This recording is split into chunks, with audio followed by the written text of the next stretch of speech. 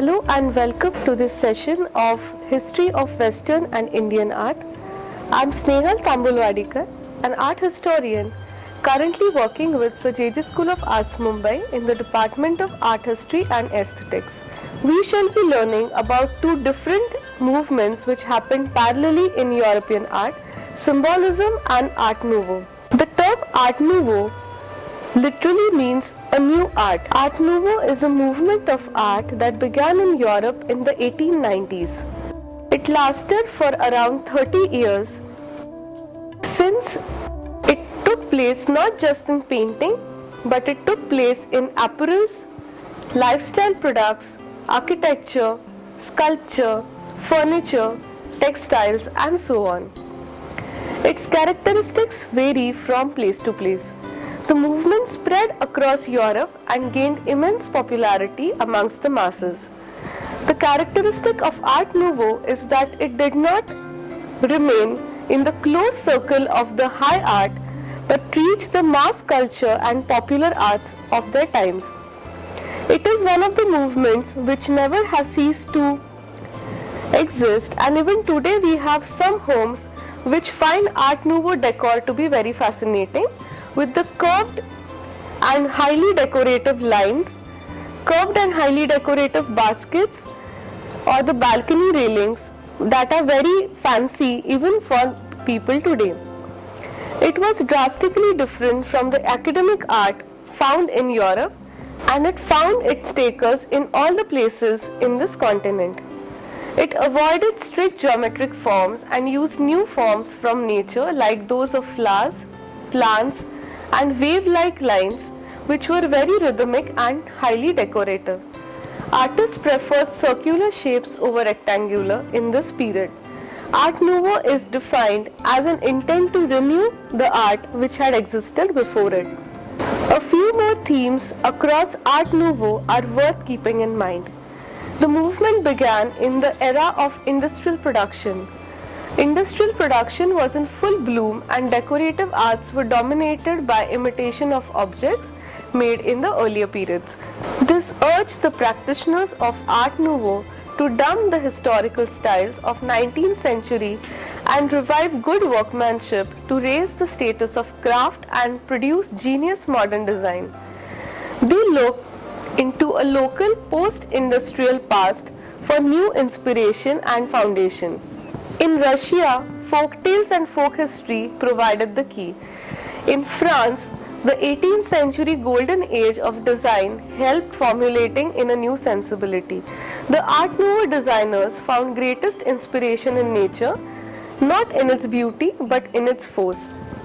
Art Nouveau is an answer to the mass production of industries which was very geometric and stark blank, and thus produced works that could be redone again and again in large numbers but provided a sense of beauty, defying the plain blankness of geometric forms that industries would have been manufacturing on a large scale.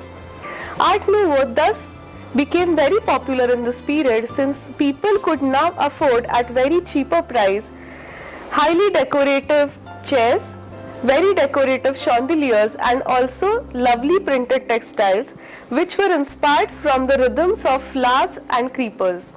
Until then, when the Art Nouveau began, painting and sculpture were considered as superior crafts. As a consequence, craftsmanship was neglected.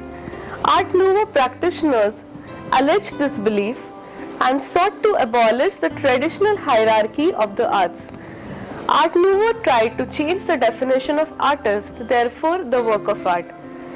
These artists thus worked not only in high arts and to represent their works in galleries and fancy salons, but created utility products with decorative aesthetics. The ways of seeing art as a part of life meant that the artists were free to apply themselves to a wide variety of materials. An artist until the advent of Art Nouveau was someone who painted pictures and made sculptures. Now he could design wallpapers, make pottery, illustrate a book, and design a poster. This enabled the artist to find true roles in the living society. How did Art Nouveau artists exactly manage to do this? Let us have a look at few artists of Art Nouveau movement and learn how they executed their work in the ways that they could meet the public eye without any hindrance of coded meaning or ambiguity. Many artists in Art Nouveau thus began making use of graphics, also began reproducing these graphics on multiple mediums. Thus you could have one design which could be there on pottery, on a vase, or on a dress that a woman would wear in the evening. Aubrey Beardsley was a graphic artist who worked on a small scale. He had invented a technique where he would combine large areas of flat color with the fine line work. This perfectly suited the printing techniques, with the result that his images could reach a wide audience through books and publications. His subjects were those from history and myths, but he did not execute them as they were narrated. Instead, he brought to them a satirical and cruel eye. Beardsley would always be careful to let his audience know that his attitude was a pose. This helped him to relate his work to the present day world and avoid remoteness that was central to the French painters of Salon. He looked at the past for sources to drive new ideas out of it. In his works, we thus see the fancy old tales like the Beauty and the Beast or the beanstalk at the back of the garden, represented with the giant looking as fancy as the beauty. Also, you will see reminiscences of some artists from neoclassicism, where stoicity and posing for drama comes back into art again. Unlike Cubist, Impressionist, Post-Impressionist, the Art Nouveau artists did not paint or did not create art to please themselves, but it was essentially audience-centric. Thus, the works were almost as if being posed to portray a drama on stage. Beardsley's works have a similar kind of concept while he paints myths. Thus, most of the works that he does are based on popular children's stories or the popular ideas from Shakespeare's drama. Charles René Mackintosh is another artist from Art Nouveau who was born in Glasgow on 7th of June 1868. Mackintosh was an architect, designer and an artist. He was one of the main representatives of Art Nouveau. His important work was done in his native city. English completely ignored his work and eventually Austrians took up his ideas and spread them throughout Europe. He believed that a design must be something that springs naturally from the function rather than being an imposed cosmetic. This meant that he designed buildings inside out, allowing the form to grow naturally from the function. For details and decoration, he turned to the most natural organic styles. The glass doors of the Willow Tea Rooms in Glasgow are a good example of Mackintosh's style. They lead into a room entirely designed by the artist so that there is unity to the whole structure as well as the conception. The doors are reminiscent of plant forms. Unlike architects who first designed the outer shape of the building and then began designing the remaining inner space, Mackintosh could have buildings which would bulge out at different angles and almost look like the dresses in the characters of Beardsley's works. The buildings yet did not look distorted as had rhythm which was balanced in other parts of the structure. Gustav Klimt, one of the most popular of the Art Nouveau painters, was born on July 14, 1862 in Austria. He became a leading artist who broke away from the conventions to develop a new, highly original and sensitive style of his own. His most impressive projects were the interior decorations that he did. One might suspect from the appearance of his works that he saw himself primarily as a mural painter. The flatness of Art Nouveau is applicable to the decorative schemes but it is difficult to apply to easel painting. His brilliant inventive techniques reflect his training in decorative arts and craft and his fascination with Egyptian and Byzantine art. His interest in these two can be evidently seen from his works like The Kiss or other works where he has made use of pure gold as done in Byzantine, with the clothes that the characters are wearing and the backgrounds are done almost as if a sequence of small square patterns like a mural that could have been done in the Byzantine period. His use of Egyptian art is again to draw figures which are completely flattened in Art Nouveau, unlike in the Cubist works where artist was trying to show volume in a flat manner. Art Nouveau artist, especially Klimt, completely devoids his works of any kind of three-dimensionality and thus has to make use of ideal viewpoints of the Egyptians, where every part of the body is drawn from the ideal view. The head is drawn from profile, the eye from the front, the torso from the front, legs from profile again. Thus, the body looks distorted but has a synergy of its own and does not really disturb the eye. In Klimt's depiction of sensitive hands, hidden faces, private symbolism suggests that he worked through suggestion rather than description to touch the inner feeling and not the outward show. Most of his works thus give a hint of what would be happening and not what has actually happened. In his works is the energy like that of potential energy, which might explode in the minds of the spectator. Another of the Art Nouveau artists is Johannes Theodorus Thoreau, called popularly as Jan Thoreau. He was born on 20th December 1858 in Java, the modern Indonesia. The exotism in French art is usually borrowed from other places and cultures. With Thoreau, it was inherent in his background. He is one of the unique artists in European art who comes from the Oriental background. His most famous painting, The Three Brides, is a great example of his un-European traditional style.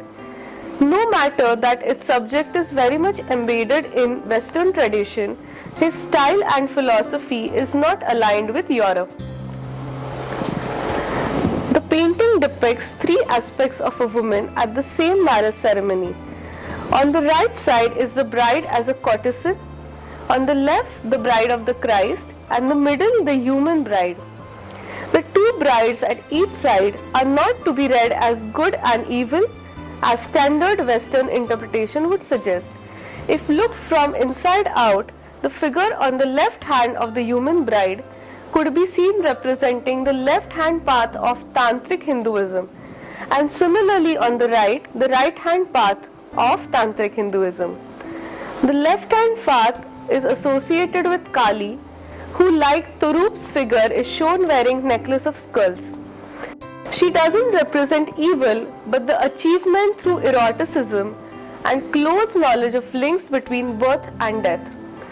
The right hand path is the path of meditation and transcending of the body. The tantric thought is not mentioned that one path is better than another. Thoreau has depicted the nature of difference between them through his treatment of figures and the background. One could see that the patterns above the figure of Kali are very strong and important, and the one above the figure of Bride of Christ are fluid. The figure in the center represents the middle way, since it is product of two poles of experience instead of one that exists in its own right. Thoreau thus has depicted it to be veiled. Thoreau had an edge over the artist in Europe, since the Oriental art essentially was decorative. The art in Oriental areas like Japan, China and India, also Indonesia, at that time was highly decorative and not realistic based at all. The jewelry, the eyes, even the rhythm of the body was done as to please the spectator and not as it would really look like. These aspects are very evident in the works of Thoreau, and thus he stands out as an artist from Art Nouveau. To summarize Art Nouveau in short, Art Nouveau is the name of the artistic movement that emerged in Europe in 1890 and continued till 1910. The movement was up against neoclassical idea of precise geometry. Thus you find that Art Nouveau essentially defies any sharp angles and sharp lines and is focused on the use of more curvilinear and non-ending lines. Art Nouveau is an umbrella term for a variety of stylistic interpretations.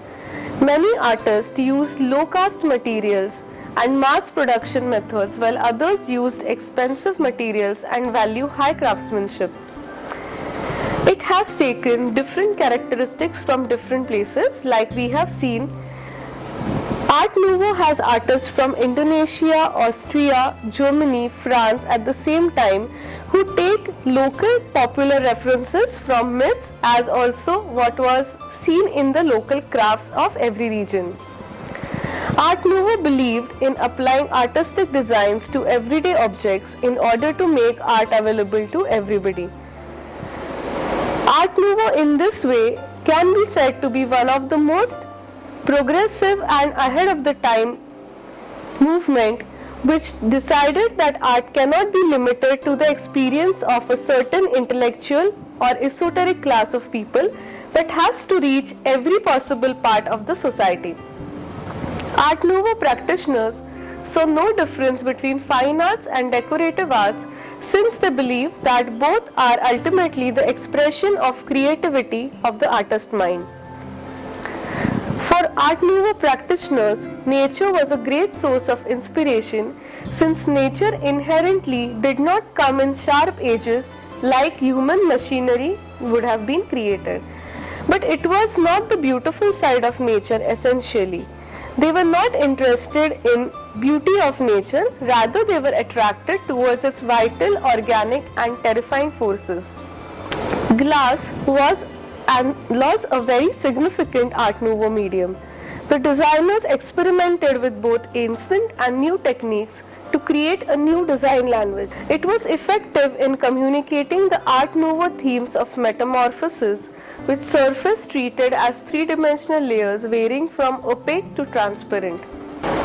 The concept of metamorphosis can be seen developing in all mediums used by the Art Nouveau artists, as they started combining the forms which were painted over the surface and below the surface parallelly to mix into one another, such that everything that was painted on the surface became a decorative element. They were interested in local history, local myths, the local popular stories of children as well as the elders, looking to a familiar pre-industrial past for their inspiration.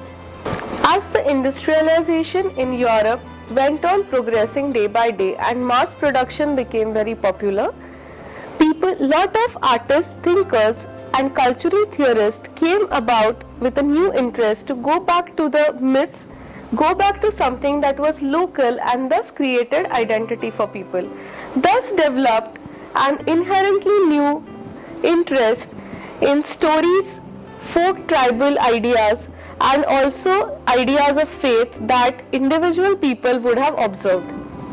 Symbolism is a movement which emerges with the development of these myths and ideas which are related to the psyche of the people. This interest was already seen emerging during the Art Nouveau style and can be seen becoming the focus by the time symbolists started working. Unlike the surrealists of later period, who were interested only in the dreams and were more individual expression oriented, the symbolists were interested in symbols which were popular in a local group and created their identity as a society. Symbolism was a late 19th century art movement in France and Belgium. It laid emphasis on the meaning of forms, lines, shapes and colors. Symbolist artists did not share a single artistic style or aesthetic goals. They often worked independently with diverse aims in their minds. Symbolist artists were of the view that art should reflect an emotion or idea, not the natural world, in the objective or semi-scientific way like realism or impressionism did. Since their sources were myths, stories, narratives, their source was naturally deeply rooted in the literature of their times. History, legends, biblical stories, fables of the past were very central to their ideas. They depicted their subjects with mythological or esoteric meanings. For them, thus, the Middle Ages became very fascinating, where artists were not really interested in direct depiction of beauty like in Renaissance, but were more interested in depiction of myths through these different symbols. Their favorite subjects thus were sensual and religious feelings, love, death, disease, and so on. Decadence was a common feature that united symbolist artists. In many ways, symbolism was a strong reaction against urbanization and materialism of the Victorian age. It sought deep truths that may be beneath the naturalist and impressionist surfaces. Symbolists, in a way, were trying to relocate what art had lost in depicting something that would be intellectually awakening for the spectator. Art after Impressionism was trying to show only that was physically available to the human eye. But before Impressionists, the art depicted much more than what was only evident, and every character, every form, every color represents something which was beyond the eye. The art thus, in the Middle Ages up till the neoclassical times, spoke of ideas which were multiple in understanding. An average person could look at the work of art and enjoy its physical beauty, while a philosophical person might achieve philosophical pleasure out of it. There also were historical relations to the art, thus historians could have enjoyed it and the intellectual could again enjoy it for the deep understanding the artist would be provocating. Symbolism as a movement was essentially a strong reaction against naturalism and impressionism, which emphasized on the representation of nature in objective and scientific manner. Symbolist artists stressed on spirituality, imagination, and dreams. Thus, whatever was the belief of society, the emotional bonding that held humans together. Symbolists believed that art should represent truth that could be described indirectly through symbols. They worked as metaphorical and suggestive manner, giving symbolic meanings to the images. They emphasized that the scenes from nature could be captured not for their own sake but with esoteric affinities. Symbolic artists depicted things with symbolic meanings so that an object represents something other than itself. The moved meaning beyond the realms of obvious. Therefore, in symbolic painting, a river can represent flow of life, or its depth may represent the unknown. The water might be purity, or there could be dangers beneath the surfaces. Let us have a look at some of the key artists from symbolism. Gustave Moreau is one of the most exponential exponents of symbolism. Moreau was born in Paris in 1826. His father was an architect who encouraged his son's interest in art. At the age of 20, Moreau entered École des Beaux-Arts to study painting. In 1853, he exhibited for the first time at the Salon in Paris. Moreau was a great admirer of Delacroix, an artist from Romanticism. In 1856, Moreau traveled to Italy to study the great master and the Byzantine mosaic art. Gustave Moreau is well known for his visionary style of mythological and history paintings. He introduced magic into his paintings for achieving inexplicable and the unconscious. This aspect of his work made him one of the most famous symbolist artists of his times. Like Paul Gauguin, Moreau realized the necessity for a new visual language. But unlike Gauguin's flat and systematic use of color for composition, Moreau investigated the painting surface itself. He invented his own style of painting where he laid the pigment thickly on the surface of the canvas and allowed to create accidents of color. Muro's approach as a painter was very close to the Impressionist, where he tried to achieve effect of colors accidentally and not planned like Art Nouveau artists would have attempted. But his aspirations were deeply embedded in the mythological subjects. He deliberately sought an archaic style of painting which separated him from naturalism, a style which was a fashion during his time. His brushstrokes are entirely different from his contemporaries, so are his subjects. In works of Muro,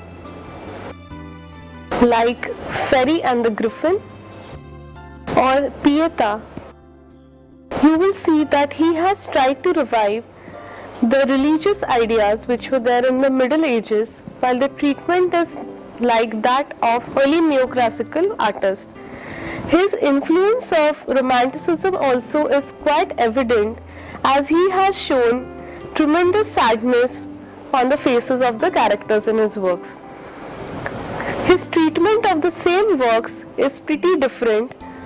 Like Pieta, which is normally shown with Mary holding the Christ on her lap, or there are many mourners, here Pieta is shown to be an immense tragedy which is similar to the human feeling rather than a feeling of Christ the God on his deathbed, sitting in a group but yet seeming to be alone, where one of the women in the left end of the painting does not have a head at all.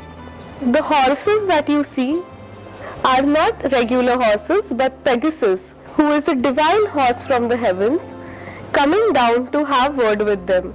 The women are in close connection with these Pegasus, horses which represent symbolically the male factor, Pegasus especially, who also has a horn on his head, giving a symbolist leading to erotic ideas which might be there in the women who are sitting with Pegasus.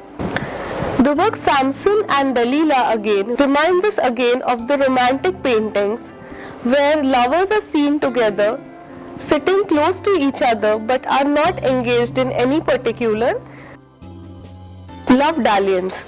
As you will observe, the symbolists again are trying to paint the tragedies along with the pleasures of human emotions. Here the lovers are in deep reverie, although close to each other, hardly looking at each other. There is a character at the back of the painting which is again least bothered with what is happening right in the center. The apparition, again one of the most popular events that has been painted over the years since Middle Ages to Renaissance, has been handled effectively by Muro, where the characters standing in the front are not treating the apparition in divinity like ideally the early Christian religious artists would have painted in their murals. Here the woman who is standing in the front is standing in an erotic pose, while the apparition is happening only in the mind, symbolically represented by the head that emerges from the light. Symbolists are trying to question whether this apparition really happened or is it an illusion of mind of the woman standing in the front. The Ballad is one of the very dynamic works painted by Muro, where he has made use of flows of watercolor to paint the radiant energy that goes along in the couple. Here again, a very beautiful female is seen in love with a warrior who is complete opposite of her delicate femininity, showing vigor, violence and strong manlyhood in his attire. The Fairy and the Griffin again represent fairy tales which attracted the symbolists to quite a great extent because of the possibilities of multiple meanings that could be derived from these kind of subjects. Also, you will find that there is slight influence of the decorative elements of Art Nouveau which come about in the use of blue, which gives this painting a very illusionary effect. Edvard Munch was born in Norway, His father was a doctor. He was only 5 years old when his mother died of tuberculosis, followed by his sister a few years later. These two tragic incidents were to become an integral part of his future as an artist. These events keep on revolving again and again in his works, like the drying profile against pillow, the wretched mother at the bedside, the muted light, the lifeless glass of water. These elements recur again and again, showing the tragedies that had affected his childhood. His family suffered many tragedies. Munch's own health was also not very good. Born in Adalsberg, Latin Norway, Munch's work keep on having recurring themes of Norwegian symbolism, those of love, fear, death, melancholia and anxiety.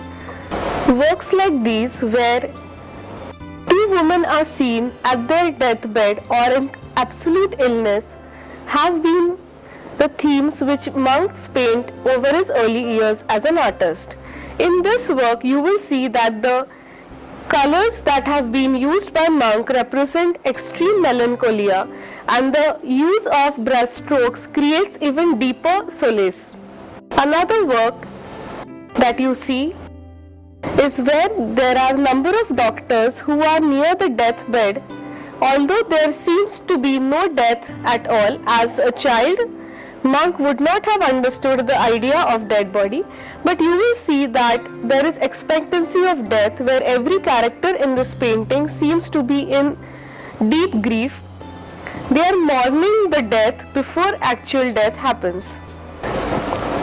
In another work, where you will see a child which is holding ears, trying to avoid a scream, standing next to a very pale looking lady, again is titled Dead Mother, represents the trauma that Munch himself and his sister might have gone through after the death of their mother in their early childhood. You will see great fear on the face of this child, not knowing what exactly was happening in his or her life.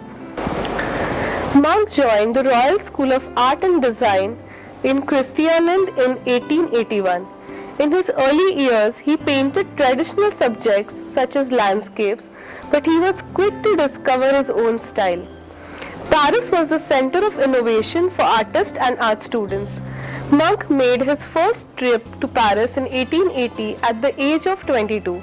He stayed in the French capital for 3 weeks, studying works of French symbolists. After returning to Norway, he began to work on his first major paintings that would establish his reputation as an artist.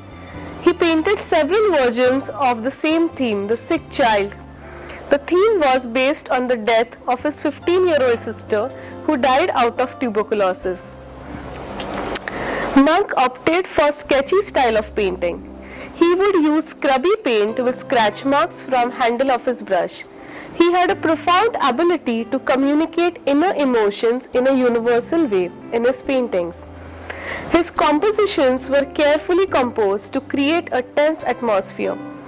During 1890s, Munch created some of his major works like The Frieze of Life, a series of 6 paintings based on themes of love, anxiety, life and death.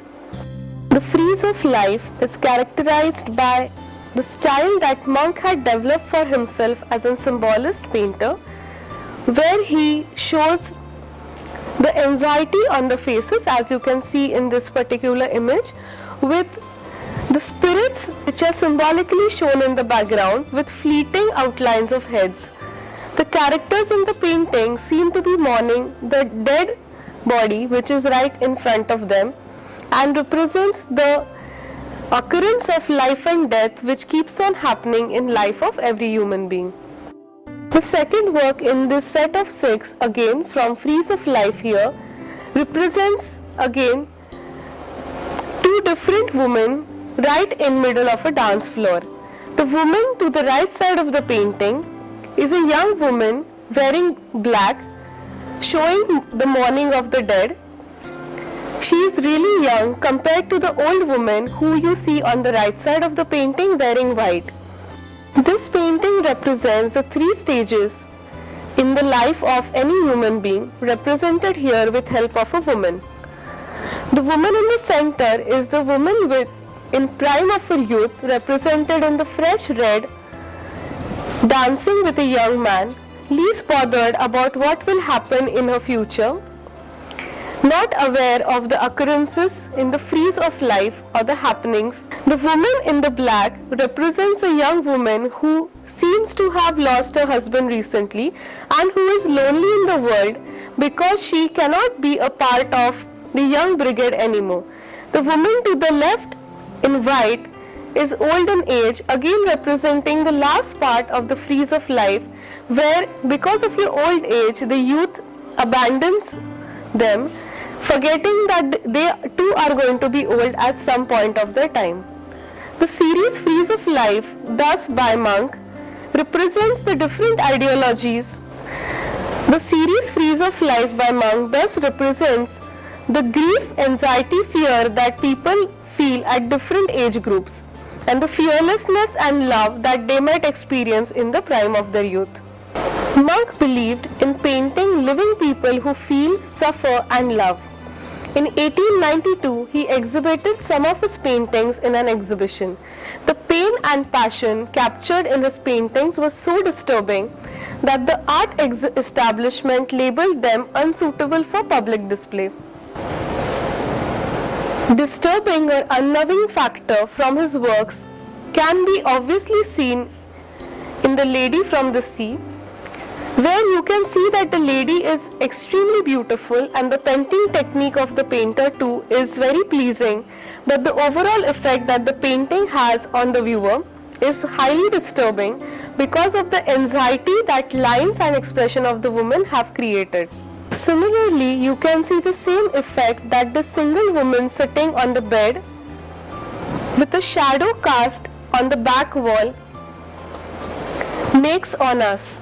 This painting too does not really have any direct fearful or traumatic experience, but it is the trauma and the fear felt by the characters sitting in the painting which actually affects the human beings.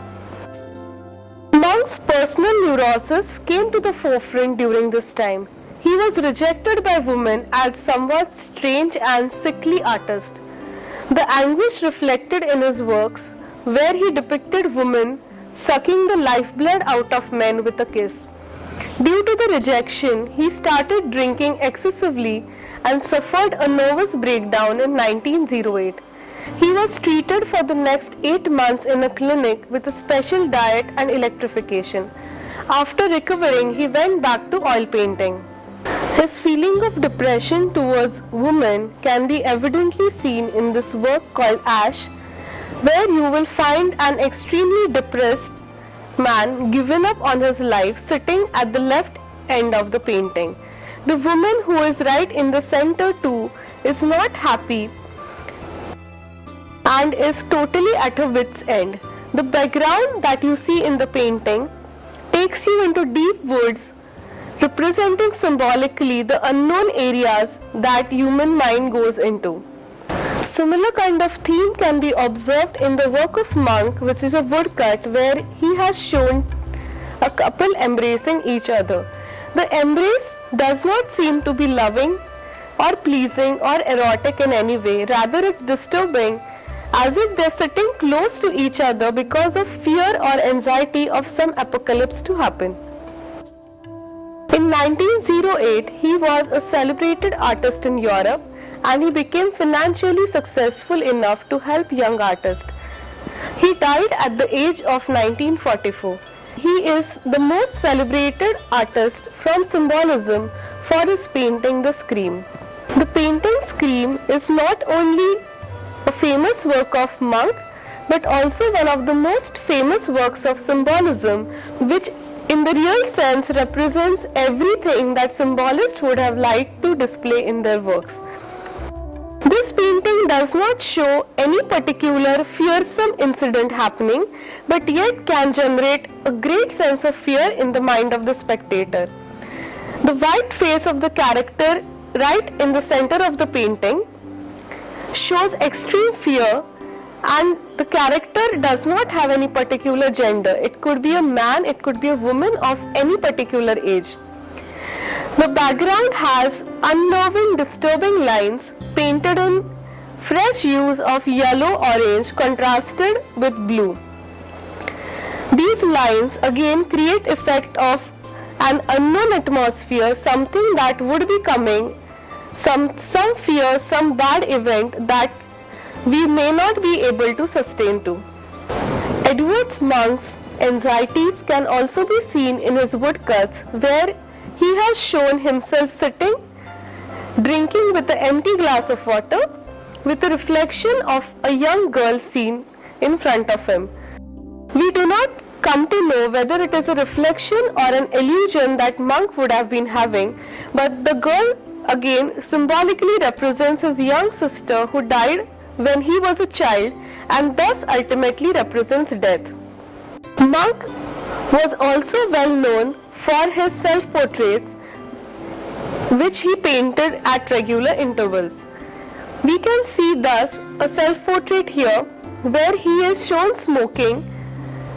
The smoking or the cigarette in his hand again represents the ending of life, with the smoke that is emerging with every inhale that you do. Another of his famous self-portraits is the one where he has shown his own hand in the form of skeleton. The portrait looks extremely beautiful until you go closer and have a look at it, and then you get a feeling of grief, you get a feeling of fear, because you know that the skeleton represents decay and death, again symbolically. Symbolist artist Odilon Redon was born to a wealthy family in 1840. His father insisted him to study architecture. He suffered a mental breakdown in 1862 that made him to quit his studies and return home. He opted for sculpture besides taking up lithography and etching under Rudolf Dresden, an eccentric French engraver and lithographer known for his detailed and technically sound prints. Under Dresden, Redon produced a series of engravings of his childhood landscapes with motifs from Camille Corot or Jean Delacroix's works. He put his artistic vocation on hold in 1870 to fight in the Franco-Prussian War. At the end of the war, Redon learned lithography and over the next few years evolved his personal style of symbolism, producing some marvelous lithographs. He gave his lithographs very ambiguous names deliberately, which he invented himself. The creatures he depicted were unclassifiable, but they had an emotional depth. His work was inspirational for those who were associated with symbolism. In another lithography of his, which you see here, you see a man holding a circular character in his hand, which you do not know whether is an object, a cartoon, a balloon, which again looks very mysterious and slyly smiling out of the work of art.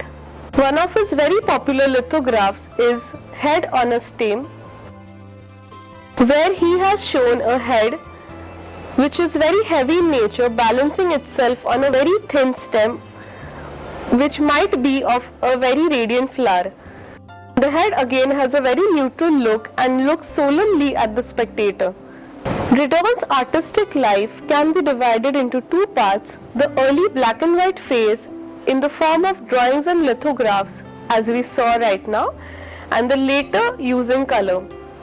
Although Redon is known by his later works, it is his earlier black and white work that his particular genius emerges in. He seems to have had an open line to his subconscious. His subjects come directly from the world of dreams, and his masterly technique enables him to transfer them on paper. We have already discussed the works of Paul Gauguin in our earlier module done on post-impressionist artists. Here we will learn about his affiliation with the Symbolist movement. Paul Gauguin is one of the most important French artists of the early 20th century. He started his career as an impressionist painter and thenceforth experimented with color theories and semi-decorative approaches which led him to Post-Impressionism. He famously worked with Van Gogh in south of France before turning his back on the Western society. In the early 1890s, he began traveling regularly to the South Pacific, where he developed a new style that was a blend of everyday life and mystical symbolism. Gauguin treated his paintings as philosophical meditation on the meaning of human existence and the possibility of spiritual fulfillment, seeking answers how to live closer to nature. His stay in Brittany in 1886 proved to be a decisive turning point in his quest as an artist. The luminescent colors, rich mythology, and spiritual reverie proved extremely instrumental in developing Gauguin's style. This style is which led him to be a symbolist painter.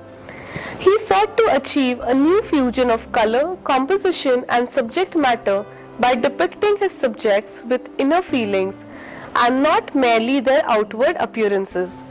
In his Four Breton Girls, the naturalistic tones of landscape are depicted with color and patterns that suggest symbolic importance of subject beyond his appearance. The beginning of Gauguin's symbolist style can be seen in his work called The Vision After the Sermon, where he has divided the plane of the canvas diagonally into two halves with a very bright red background which creates an illusion of space. The lower diagonal part of the painting shows a real incident of nuns who might be sitting in the church listening to the sermons narrated. The other diagonal half of the painting has a vision of the sermon.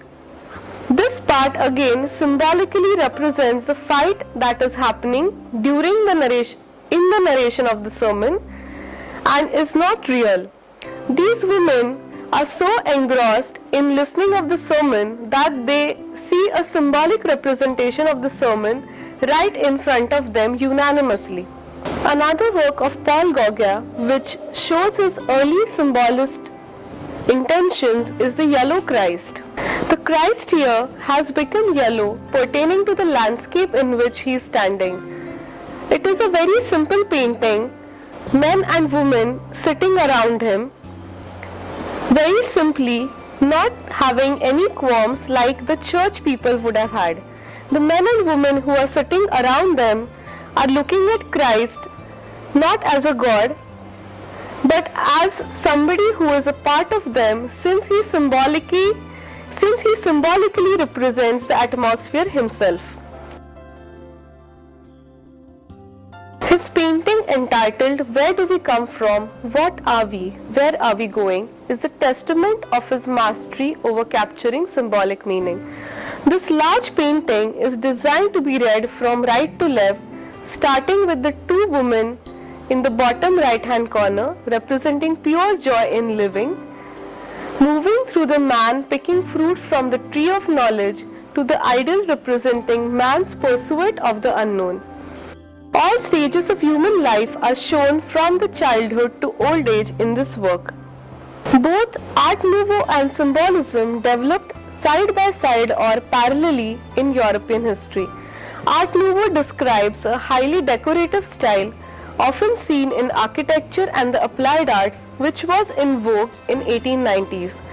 It rejected the historical influences and created one encapsulated style for all forms of art. Symbolism, on the other hand, believed in meaning behind forms. Symbolists sought a deeper reality from within their imagination, their dreams, and their unconscious. Symbolists were inspired by literature and poetry of their times, as well as the history, legends, myths, biblical stories, and fables of the past. Their favorite subjects include religions, spiritual feelings, love, death, disease, and the sin.